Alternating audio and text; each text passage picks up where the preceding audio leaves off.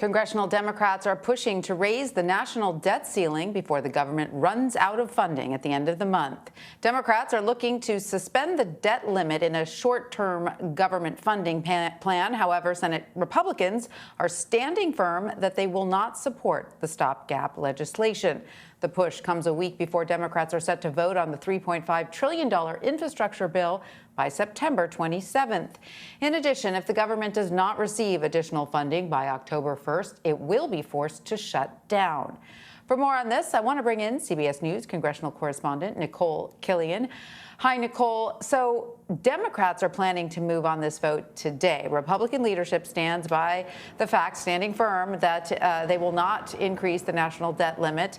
First of all, this is not about current spending, correct? But this is about debts the nation already has. In other words, money that's already been spent. So is this somewhat of a dangerous game of chicken that the GOP is playing? Oh, well, look, Republicans' main argument is that they feel that it is irresponsible of Democrats to want to continue spending. So whether you're talking about past spending, future spending, the fact that they're getting ready to tee up this $3.5 trillion reconciliation package, in their view, is reckless. And so that's why they don't feel that they want to support increasing the debt limit at this time, because it only adds to the debt. So why would they go along with Democrats and try to support this, especially when Democrats are trying to move this massive piece of legislation without any Republican support? But, Democrats are firing back that Republicans are really playing with fire here in their view, and they continue to argue that, a lot of this spending, to your point, is past spending, some of it for COVID aid and relief, and that Republicans under former President Trump voted to increase the debt limit at least 3 times. So why would they not do it this time? So that is why they continue to kind of hold Republicans' feet to the fire to try to support some type of debt limit suspension or increase. But at the moment, there's a standstill between both sides. So is there, Nikole, a plan B then to increase the nation's debt ceiling without any Republican support? Not that we've been privy to or that we've been made aware of. I mean, Democrats are keeping mum about that.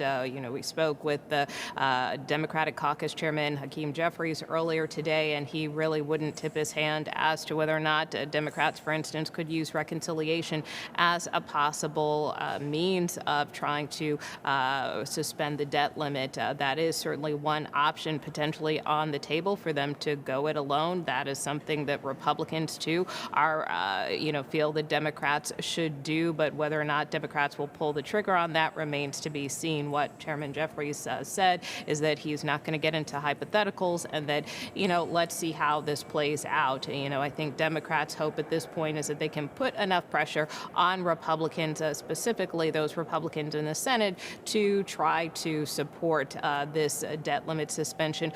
Since it's wrapped up in the government funding bill, we know the government will run out of funding in just a couple of days if Congress doesn't approve this measure. So, they don't want both of these things to sink. And so that was the strategy behind trying to include the debt limit in this broader government spending package to ensure that it gets passed. But again, right now, while we expect that will happen in the House, even if Republicans in the House don't support it in the Senate, at this point, it doesn't seem that there are enough Senate Republicans on board to allow this to move forward, which means ultimately somebody's going to have to come up with a plan B.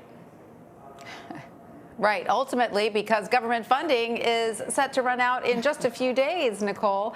Of course, that just complicates matters. So if Congress cannot come to an agreement here and come to a deal, what will happen next?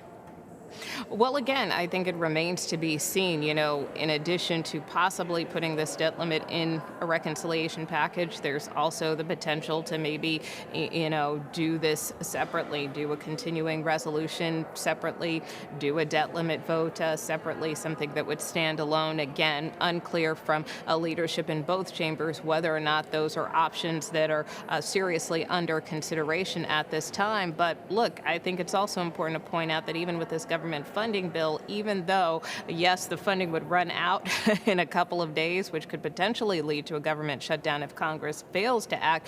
This temporary spending measure would only cover the government for the next couple of months. It just goes through December. So this really is still a short-term fix, even if they do ultimately find a solution. But short of that, certainly, we face the prospect of a potential shutdown. I don't think either party at this point wants to see that happen, which is why, some kind of way they'll have to figure it out, which they seem confident that they'll be able to do. But as is always with Congress, it's a matter of staying tuned, and we'll kind of have to see what happens this week with the House vote, what happens in the Senate, and if this does get kicked back to the House, what scenario they plan to put forth next to not only get that government funding passed, but also the debt limit as well.